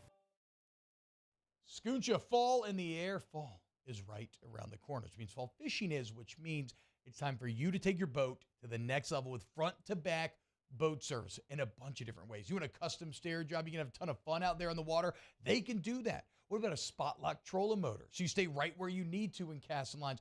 Or sonar that's let you see the fish under the water before you cast. All of your maintenance needs as well. For 38 years, they've been at it and will continue to do so. The Sherman family of front-to-back boat service. Running Bart's marketing can help you get their attention. Imagine your brand's message on a giant LED billboard truck that can't be skipped and is nearly impossible to ignore. Running Board's marketing is the leader in effective and affordable advertising on digital mobile billboards, which are 2 times more effective than traditional billboards. With a 97% recall rate, you'll leave a lasting impression with your customers.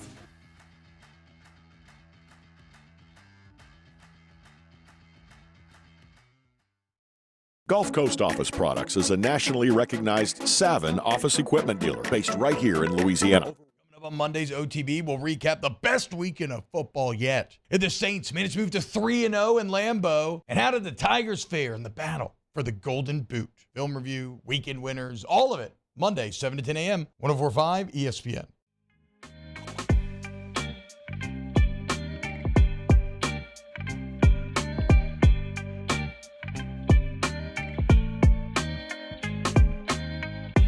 You're listening to The Hunt Palmer Show, brought to you by Corks, Cajun Fried Fish and Shrimp. Winning is really, really hard, especially in the SEC. So I mean, you're just grateful for every win that you have, you know. And it's easier to move on and focus on another opponent after a win. So I mean, I wouldn't say that it's really difficult to move on because short-term memory, wins and losses. I mean, you still got another game next week. So I mean, I think we do a really good job as a team of forgetting. We celebrate our wins and then forget and then on to the next. I like the message from Logan Diggs there. Tiger tailback says, look, it's you win or loss, you got a short memory, you get ready and go do it again. But there's no doubt that this place feels a little more jovial than it did 2 weeks ago. After that Florida State loss, it's just there's a lot of doom and gloom in the fan base. Now, the football office is a little insulated from the fan base, and we're certainly not. We're totally exposed out here. You're listening. We appreciate it. We're talking to you. We're out in the community. We got Twitter, and we got it's not fun when you lose. But LSU has been granted, in my opinion, a nice little runway post Florida State to get things corrected over the course of a month. You can take what you did in that Florida State game and apply whatever you want against Grambling. Anything you want to do, personnel, scheme, rest, whatever, over that week. And then you get ready to play Mississippi State, who's probably the worst team on your side of the conference. And you played a very good game in that game. And you start to feel a little bit better. And now you've got a chance to play what I believe is the second worst team on your side of the division. Doesn't mean LSU's going to go out there and roll the ball out and throw a helmet on and win. They can beat you. They got a good quarterback. But you've got an opportunity to play your B game and get out with a win. And then you go play a monster game next week in Oxford. But it's a comfy spot to push off from Florida State. You didn't have to go, Florida State at Ole Miss, Bama. That's not the way it worked out. The schedule is in your favor in that way. And sometimes in SEC play, it's not that kind. But here I think it is. And Brian Kelly talked yesterday about the improvement of the defense, which was gashed by Florida State over the last 3 weeks.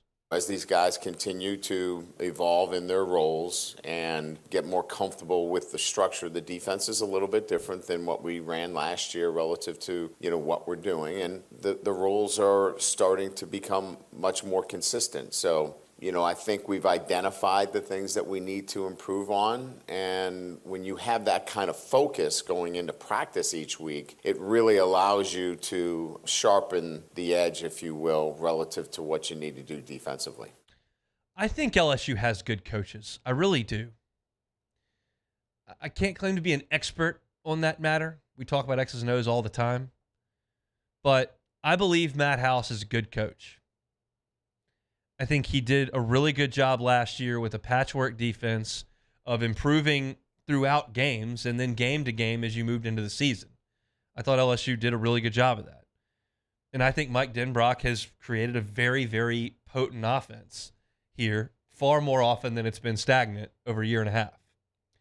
And I trust that this team is going to improve and continue to get better. And we're talking about the defense in this instance, and that's the unit that's got to get a lot better because the offense should be really good. And last week, it certainly was really good. The defense is what's going to elevate this team to a championship level or not. And you've got some issues in the secondary that you're working to get through. You put Denver Harris out there. He wasn't there against Florida State. Now you've got Greg Brooks coming out. You're going to move Andre Sam in. What does that mean for the other pieces? Maybe Whit Weeks is a new piece that helps you out. Mason Smith's getting healthy. There are some things coming along defensively that I think are cause for optimism. You've got to continue to get better. The one guy that concerns me on this Arkansas offense is obviously the quarterback, KJ Jefferson. He is a load. He is a great player. I don't think Rocket Sanders is going to play in this game. So KJ Jefferson kind of becomes de facto the offense. His running back is compromised. His wide receivers are Andrew Armstrong, who played at Texas A&M Commerce last year, and Isaac Teslaw, who played at D2 Hillsdale College last year. Both guys were Division II players last year. Now, they're good athletes, but it's not Traylon Burks. KJ Jefferson makes this thing go. He's going to make things go on 3rd and 2. He's going to be the one that makes their plays down the field if they're there. If you can neutralize him, you neutralize Arkansas's offense. And Brian Kelly yesterday spoke about the challenges of dealing with KJ Jefferson. The primary concern here is his dual threat. And so similar to Jordan Travis, who we played at Florida State, you have to have, those mechanisms within your defensive structure. So, we'll pull some of those things, and we did this week that, that you have to have on alert, for your defense. And part of this equation is 4. It's Harold Perkins. And they're going to use him in a multitude of ways, but the 2 that will be the most pronounced, in my opinion, tomorrow will be 1, coming off the edge, and 2, in a pure spy role. And that is a neutralizer of a potent offense because there aren't many teams that have a guy in the middle of their defense that can run like that. And Perkins can. We saw it against this same team last year with a much faster quarterback who Malik Hornsby could not get away from Harold Perkins the way he could against other teams. Now, KJ's not that kind of running threat. He's a physical running threat. But it changes what Arkansas can do if he drops back on 3rd and 6, and instead of bringing Perkins off the edge, you sit him in a spy situation, and you bring Mason Smith and Mekhi Wingo and Savion Jones and Ovi Agofu. And those guys are coming, and Perkins sits in the middle of the field and waits. And the second that Jefferson commits to right or left and trying to pick up 6 yards, there's not an angle that he can beat Harold Perkins on. He'll need a block. And that comforts me when thinking about dealing with this Arkansas offense. Kendall Briles scared me a little bit more than Dan Enos does. Kendall Briles had some tempo, there was some creativity, and he had the guy on the outside in Traylon Burks. Now, Arkansas is going to try to get the ball to A.J. Green. They're going to try to get the ball to Isaiah Satania. I mentioned Teslaw and Anderson. They do have some skill position guys. None of them are going in the first round like Traylon Burks. And again, it all kind of funnels back to what Jefferson can do. Matt House knows that. And Arkansas's offensive line has had real problems. They've had injuries. I don't know if their left tackle is going to play. And they had penalties last week that killed them. A lot of holds, some false starts, all of that. LSU needs to pressure that group with its front and take the pressure off those guys in the back. This is what I had a conversation with Preston Guy about an hour ago right now. Did LSU cover better last week? I think they did, but more so they affected Will Rogers. That's another thing that's going to have to come along for this team. They're going to have to do it. And Perkins will come off the edge some, but I like the spy situation. And you can send him at like a heat-seeking missile at times, but at other times, just don't let KJ Jefferson extend plays, because KJ Jefferson is more likely to hurt you with 6-yard gains to move the chains than he is a 60-yard gain. Like Nick Fitzgerald or John Rice Plumlee, even Cam busting that huge one, Matt Jones from Arkansas comes to mind. Like those guys could hurt you. Nick Marshall, like they're waiting to go 60 on you. KJ's not really that guy. He wants to move the chains with his legs. Perkins can help neutralize that. And another thing that we haven't talked about all year long, because we haven't had the situation, is now you, the fan, have a chance to make a difference. Couldn't make a difference in Orlando. Didn't need a difference against Grambling. They were on the road against State. This is the first Saturday night in Death Valley. And I think LSU fans are ready to roll. I think what LSU fans watched last week in Starkville and then continued on their Saturdays watching Georgia, watching Bama, understanding A&M's lost, knowing that you don't, it's just, you feel like your team's got a shot. And that belief in a fan base, I think, is kind of powerful. And I expect that place to be really, really good tomorrow night. I think it'll be a lot of fun. And I'm excited to see how this team plays.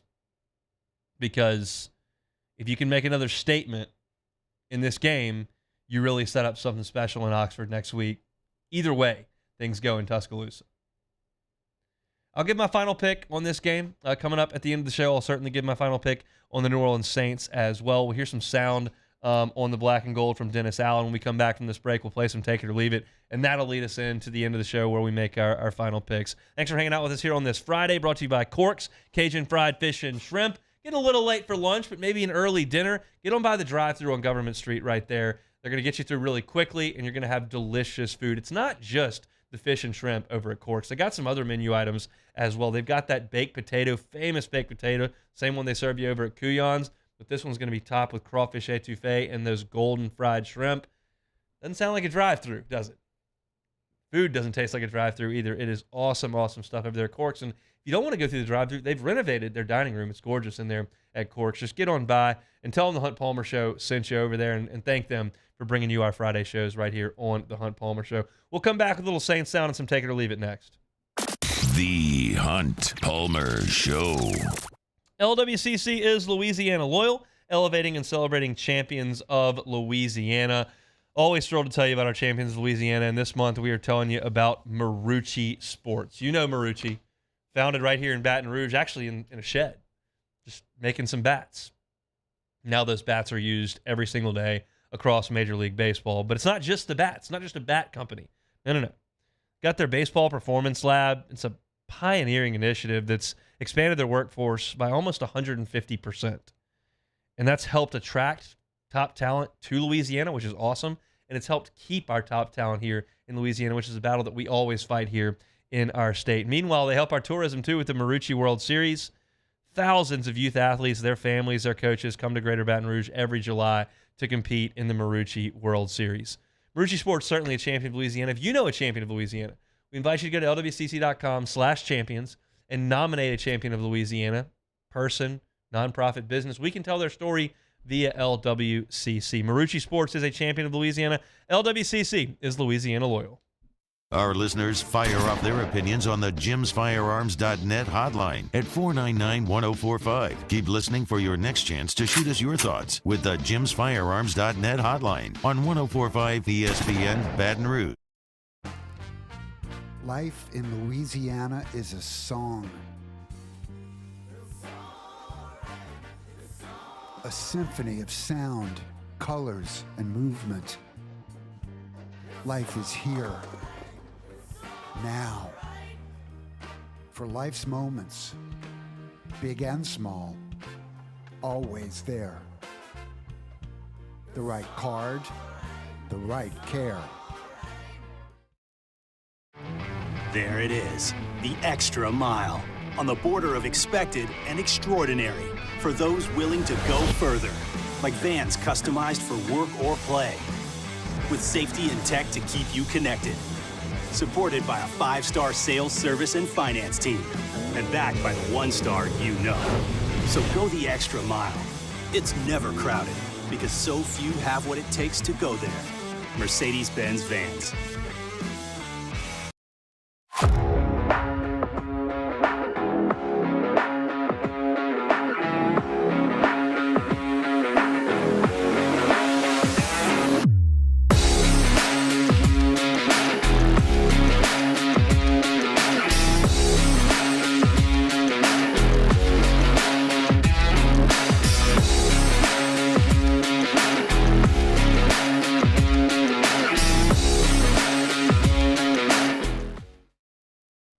Scoocha fall in the air. Fall is right around the corner, which means fall fishing is, which means it's time for you to take your boat to the next level with front-to-back boat service in a bunch of different ways. You want a custom stair job, you can have a ton of fun out there on the water, they can do that. What about a spot lock trolling motor? So you stay right where you need to in casting lines, or sonar that's let you see the fish under the water before you cast. All of your maintenance needs as well. For 38 years, they've been at it and will continue to do so. The Sherman family of front-to-back boat service. Gulf Coast Office Products is a nationally recognized Savin office equipment dealer based right here in Louisiana. Over 100 employees strong, Gulf Coast has the boots on the ground to support all vertical markets, from education, engineering, legal, and finance. With the latest in office technology, from desktop to production segment units, Gulf Coast and Savin have the perfect fit for you. Call 225-756-2644. That's 756-2644 for Gulf Coast Office Products. I've been doing business with Luba for 25 years. They're dependable, trustworthy. It's just the attention to detail with our clients. Our folks have years and years of experience. They're highly trained professionals. But many companies have that asset. What I'd like to think makes Luba a bit different is that we use those talents in a way that truly... Week 4 in the prep football season, and we get started with Louisiana Prep Preview, presented by Brock. Friday night at 6. Catholic High and St. Thomas More kick off at 7, and that's immediately followed by Louisiana Prep Scoreboard, presented by Lake Urgent Care, on 104.5 ESPN Baton Rouge.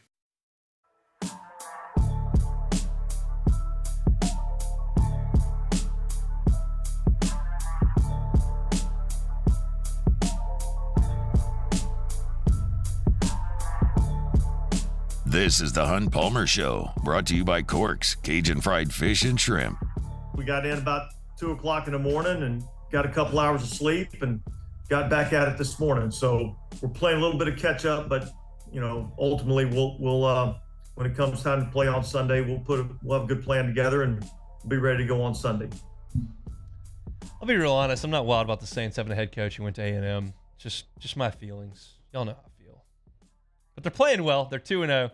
Trying to move to 3-0 against the Packers coming up on Sunday. That's Dennis Allen talking prep for the Packers. He gave an update earlier this week on running back Kendre Miller, and you understand that with Jamal Williams' hamstring situation, with Alvin Kamara having to miss one more game, the Saints are kind of scraping the bottom of the barrel here at running back. He gave an update on Kendre Miller. Probably physically he could have played. That was more a decision on my part, that a rookie player that wasn't able to fully participate in practice during the week. I just didn't feel like that was the right thing for our team to put him in the game. And so it was more a decision on my part to hold him. I expect him to be, pretty much full go this week. And, we'll see where he's at for game day. But, I would expect that there's a good chance we'll see him this week. Yeah, so he's got to go. It doesn't matter who the running back is for the Saints if they can't do a better job of blocking up front. The offensive line we know has been poor in pass protection, and that's put some heat on Carr. But you got to run the ball a little bit better. And we'll talk about option B there in a second, but option A needs to be the running backs that you've brought in. You took a high pick, or mid-round pick on Kendre Miller. You've got Alvin Kamara, who's a really highly paid player. You went and used some free agent dollars on Jamal Williams. Like, You have invested in your running back situation, and you need to use it by running the football. Now, Trevor Penning has had his issues in terms of pass protection, but he ought to be pretty good at run blocking. He's a mountain of a human. Now, Green Bay's got a good front. It's a physical defense, and it's going to be tough for the Saints to run the ball, but they need to do it with their running backs. But as I mentioned, there is a plan B, and that's been effective for the Saints, and it's Taysom Hill. They got to do some more of that. Every week you play a game, you come back in after the game, and you do a after-action review of, okay, what did we do well in the game? What did we not do well? What would we have done differently?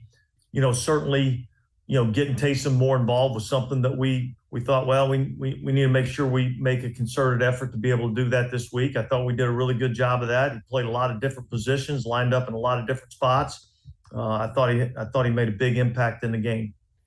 It surprised me how much success he had running against Carolina, because that's, even though it's a new staff, it's a division opponent, you understand what you're going to get from Taysom Hill. And it was like the Panthers were unaware that Taysom Hill was going to run it most of the time.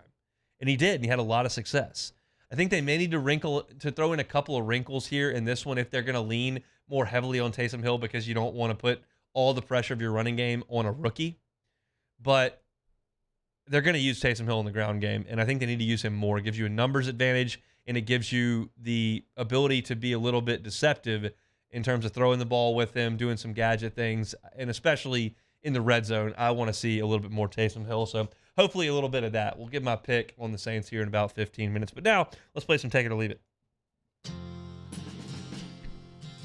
All right, first one here. The Cubs are going to kill you, and me for that matter. Take it or leave it. They're winning 3-0 right now. Last night was not good. The last week has not been good. Full disclosure, I don't know if this is a HIPAA violation. It's probably not a HIPAA violation if you say it about yourself. I've seen the doctor a little bit over the last couple of weeks for some chest pain type issues, and I'm trying to figure out what's going on here. Doctor says it may just be stress. I said, oh, then it's the Cubs. It has to be the Cubs. It's not this 2-hour radio show, I can promise you that. The 2-year-old's doing fine. It's got to be the Cubs. Like, that's the reason that we're feeling this way. So, potentially, they will kill me. The doc says I'm fine. But the Cubs are not doing me any favors whatsoever. The fact that they can't beat the freaking Pirates is killing me. And that's really got to change. So, well, that's not going to change because we don't play the Pirates again. But they need to beat the Rockies today and hang around. As atrocious as they've been for 2 weeks, they're still in the playoffs as of today. So, let's see. Jim Hawthorne will be inducted into the LSU Athletics Hall of Fame this weekend. Take it or leave it. Absolutely take it. I'll take it. It's one of those things that I'm never gonna get tired of talking about or feel like I'm being redundant. Jim Hawthorne was absolutely and unequivocally the voice of my childhood. It feels like I'm old. I feel old when I say things like this, but like when I grew up in Shreveport, going to basketball and baseball games wasn't an option. I went to just a couple here and there, year to year. And they weren't on the SEC network because it didn't exist. And they weren't on TV except sometimes the Jumbo Sports Network, God bless Rants, would get them on Sundays for baseball games. But most of the time, I just had the radio. And like when I hear people talk about only listening to football games on the radio back in the 60s and 70s, I'm like, holy cow, like that's a different time. But that's what my kid's going to think about LSU baseball and LSU basketball, because he's probably going to grow up going to both of them. And like, I couldn't go, and they weren't on TV. So I spent hours laying on the ground listening to my Sony boombox that Santa Claus brought me when I was in like 4th grade on 1130 KWKH AM in Shreveport, listening to games. And Jim Hawthorne was the soundtrack of my childhood. I was listening to Tuesday night baseball games against Nicholls State. I was listening to Wednesday basketball games against Alabama. I was listening to Saturday baseball games against Army. Like, whatever I could find up there, I was listening to it, and Jim Hawthorne was that voice my entire childhood, and that means a ton. Casey, do we have the sound from that? I mean, look, I'm also not going to get tired of playing this. The scratch by Mars in the pitch. Swung on and hit the right field. That's way back there. Way back there. Home run! Tigers win! Tigers win! Home run! It's a 2-run home run! And the Tigers win the national champ! I don't believe it! His first home run of the year! Holy cow! I mean, you're never going to get tired of hearing that. And that's the greatest moment in Jim Hawthorne's long, long time as the voice of the Tigers across any sport. Now, certainly there were great moments littered throughout his time on the microphone, but that's the greatest, and his call was just A+. It was really cool for me and my dad to go up to Omaha this past summer and go to the site where Rosenblatt once sat, and the foul pole's still there. And LSU fans that make that pilgrimage in the summer can walk right next to that foul pole, and when you think of that moment, you think of that call because it's iconic, and he absolutely 100% belongs in the Athletics Hall of Fame, and I'm thrilled that he's going in because, again, that'll be forever the soundtrack of my childhood with Jim Hawthorne. The Fighting Irish get it done at home this weekend and will be a playoff team. Take it or leave it. At the first part, I was going to take it. I do think they're going to beat Ohio State. Playoff team, they got work to do. They got to play USC. They got to play Clemson. They don't have a conference championship game. I'll take it. You know what? I'll take it. I think Notre Dame, for the first time in a long time, has the quarterback. And that's been kind of a missing piece. Ian Book, fine player. Deshaun Kaiser, okay. Brady Quinn was a good player there. Jimmy Clausen, whatever.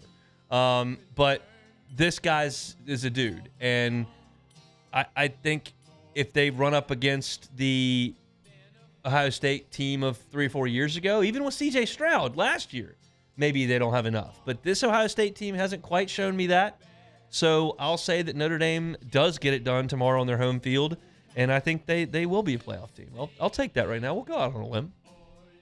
All right, last one here. I think I know you're going on this one. Coach Prime gets to 4-0. Take it or leave it. Contrary to belief, I'm not anti-Coach Prime.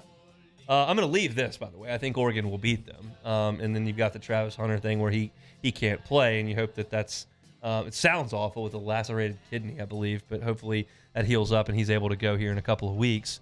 I'm not anti-Coach Prime. I'm fine if they win the Pac-12 this year. That'd be great. I'm just a little put out with the media and their, like, what I believe to be overreactions to what has gone on in Boulder. Like, he took over a terrible program. He brought his son over to play quarterback, who's been phenomenal, is now being mocked in the first round. Of course, they have better players than they did, and they went down and beat TCU in Nebraska, which for a 1-11 team to do that is a good thing. But I'm getting the sense that people believe he's reinvented football, and I just don't believe that to be the case. I think he's just done a good job of bringing some people in, and they've coached it well, and they've won some games. If they win against Oregon tomorrow, like, throw the bouquets all over the place. I'm just not going to quite get there with TCU and Nebraska. I know where TCU was last January. I saw it. I know. But it's still TCU. So I've said this a few times. I'm probably going to leave it at that, and we'll see what happens in the game coming up. Up there. It's in Eugene, correct? It is in Eugene. So we'll see how that goes on Saturday, and then we'll react to it. Certainly Denton Day, and I will react to it coming up on Monday show. Speaking of Monday show, and that'll do it for Take It or Leave It.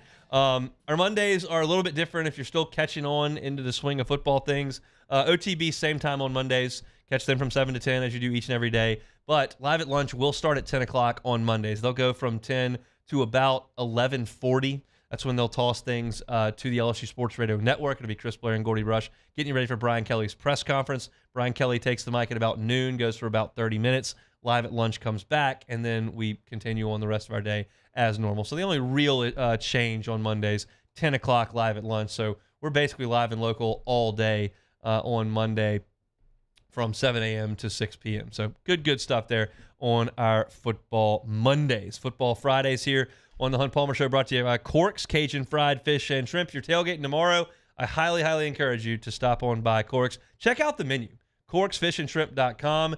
Maybe you have a watch party at home and you don't need a whole tailgate spread. Get the big haul. It feeds 4 to 5. It's got your catfish. It's got your shrimp. It's got your fries, your hush puppies, your honey butter rolls, your coleslaw, all the fixins. And they got great sauces over there. Tartar sauce, cocktail sauce, their Cork sauce, which is my personal favorite. They got ketchup as well over there at Cork. So always a great option. Check out that menu at corksfishandshrimp.com. All right, we've gone just about as far as we can go here on this Football Friday. We'll take one more time out. We'll come back. My picks for the Saints and Packers and LSU Arkansas next.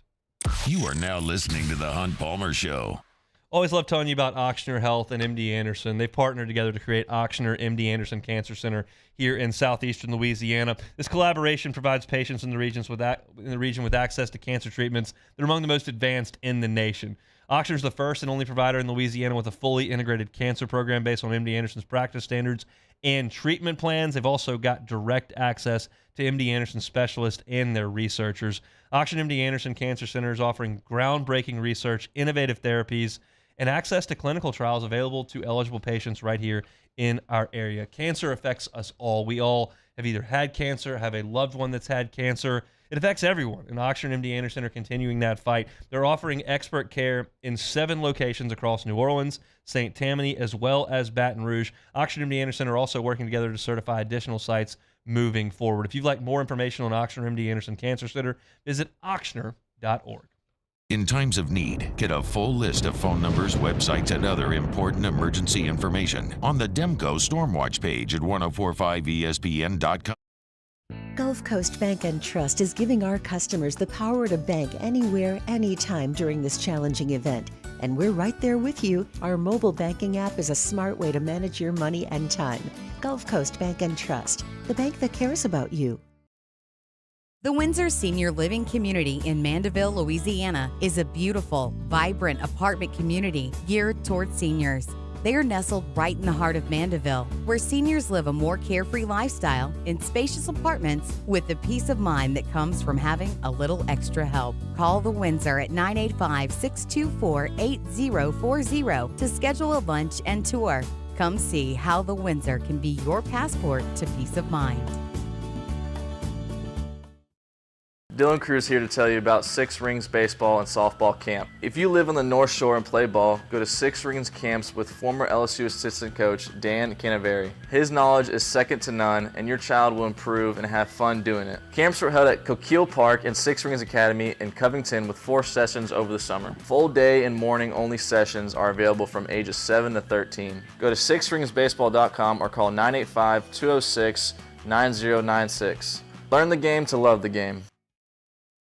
Scooncha, fall in the air. Fall is right around the corner, which means fall fishing is, which means it's time for you to take your boat to the next level with front-to-back boat service in a bunch of different ways. You want a custom stair job, you can have a ton of fun out there on the water. They can do that. What about a spot lock trolling motor? So you stay right where you need to in casting lines. Or sonar that's let you see the fish under the water before you cast.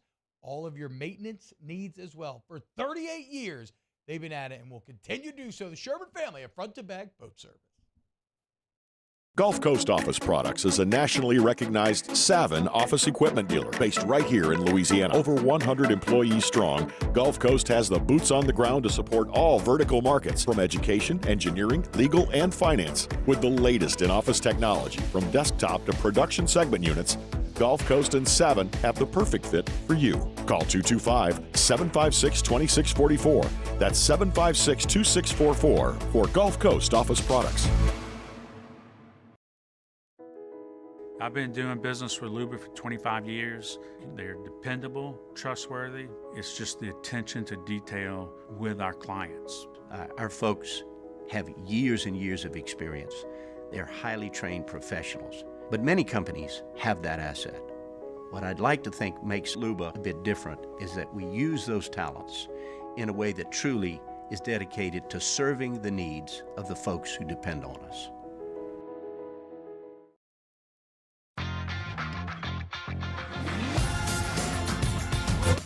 This Sunday as we bring you 3 NFL games, starting with our noon kickoff, the New England Patriots against the New York Jets. Immediately following that game, it's the Chicago Bears against the Kansas City Chiefs.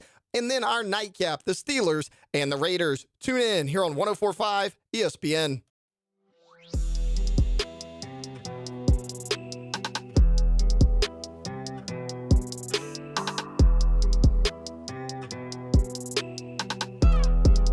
This is the Hunt Palmer Show, brought to you by Corks, Cajun Fried Fish and Shrimp. One more time, get you set up for game day tomorrow. Kickoff just after 6 o'clock inside Tiger Stadium. That means at 1 o'clock, Eagle 98.1 game day. Charles Handegriff and Matt Musso will originate from the Rouses, Burbank, and Lee. They'll go for 3 hours from 1 to 4. They'll hand off to the LSU Sports Radio Network. Me, Brandon Taylor and Skyped in Marlon Favorite with you from 4 to about 4:40. We'll have Kim Mulkey on set. It's about 5:40, 4 to 5:40.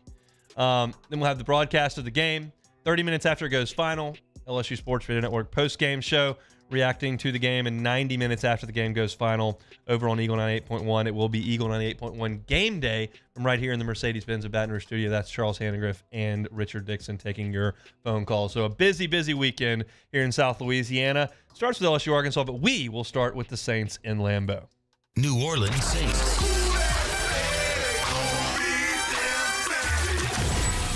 The Green Bay Packers. Final pick. The Saints are off to a good start. 2-0 certainly is a good start. I'm loving what I'm seeing from the defense. I am concerned with the way the offensive line is played and with the productivity of the offense, specifically in the red zone. That's got to improve, and I think it does as Alvin Kamara comes back and as Derek Carr gets some familiarity and gets some continuity with the guys that he's got out wide at wide receiver. We'll see if that comes on Sunday. Jordan Love's played better than I thought he would have. He's throwing the ball down the field. He's thrown 6 touchdowns, no picks. The completion percentage isn't awesome. The amount of yards he's throwing it for is not awesome. But he's done a good job piloting that offense, and their defense is good. You know, Zaire Alexander is an excellent player on the outside, and they've done a good job of stopping the run. The Saints have to run the ball in this game. If the Saints don't run the ball better in this game, they're going to have trouble scoring again. You're going on the road. It's a Packers home opener. It's not going to be 4 degrees, which is a help. But I just need to see more from the Saints offense. So I'm going to go with the Packers on Sunday. I don't feel great about it, and I wouldn't be surprised at all if the Saints did win. But I'm going to go with the Packers. 27-20 is my final prediction for that game. I hope I'm wrong, because I hope the Saints get off to a great start and are able to push it to 3-0 before they play Tampa. But I'm feeling uneasy about the Saints offense, and I know that they haven't given up more than 20 in 10 games, and this is basically a rookie quarterback they would do it against, but I am going to take the Packers to win it. We'll see about Saturday night in Death Valley. It's a battle for the Golden Boot. Arkansas and LSU. We need all hands on deck. We've got to be able to play with the same kind of competitive edge, the same kind of preparation. We're going to get their very best, and we're going to have to match and exceed that. And the Arkansas Razorbacks. We'll be ready to play. I know they will be too, but it is a special place to go, especially at night. We've got a good football team. We lost the game, and we've got to go get our pride back and get our respect back. Now, final pick. I know that most of you listening think the Golden Boot is stupid and that the rivalry between LSU and Arkansas is beneath you and that it's not cool to care about beating Arkansas and winning that huge, dumb trophy. However, the only thing dumber than that is continuing to play really close games with Arkansas. You lost a 3-point game 2 years ago. You won a 3-point game last year. You know what's cooler than not caring about the boot? Blowing Arkansas out by 35 points and leaving the boot sitting there where it got brought in. That's cooler. I think LSU's going to be focused. I think LSU's going to be motivated. I think the stadium's going to be a lot of fun tomorrow night. I think LSU fans are feeling good about this team right now, and I think they feel confident with what they're going to see. What they did last week on offense is not replicable every single week. You're not going to hit those deep balls perfectly all the time. They should be attempted, but it's a low percentage throw that Jaden Daniels happened to put on the money multiple times last week to an All-American receiver. Arkansas doesn't have great pass defense. They've got a stout group up front. I think Jaden Daniels is going to have to go to work again in this game, and I think he can. Needs to not turn the football over. Arkansas's offense has had its real struggles. They had real issues against Kent State, and against BYU, they had their struggles as well after a quick 14-0 start that included a punt return. I think Harold Perkins makes things real difficult on KJ Jefferson, and I think without Rocket Sanders, Arkansas's weapons on the outside are pretty limited. That means Arkansas, I think, is going to have a tough time putting up big points, and LSU's athletes, I think, take over in the second half. Arkansas is not very good. LSU's a confident team after last week. Tiger Stadium is going to be electric, And I think LSU is going to take care of their business on Saturday night and set up a big, big matchup in Oxford next week. My final score prediction in this one is 31-20. LSU beats Arkansas. And I don't think it's going to be that close with 10 minutes to go in the fourth quarter. Just win by 1. I'll take that. We'll feel really good if LSU can take care of their business against the Hogs, and I hope that they will tomorrow. That's it for us here on this Friday edition of the Hunt Palmer Show, brought to you by Corks, Cajun Fried Fish and Shrimp. If you missed any of it, catch it all on demand. 1045ESPN.com's on-demand tab, Apple Podcasts, Spotify, Google, or YouTube. Matt's going to drive you home. We'll see you tomorrow on the network and Monday for the Hunt Palmer Show. Have a great weekend. Go Tigers!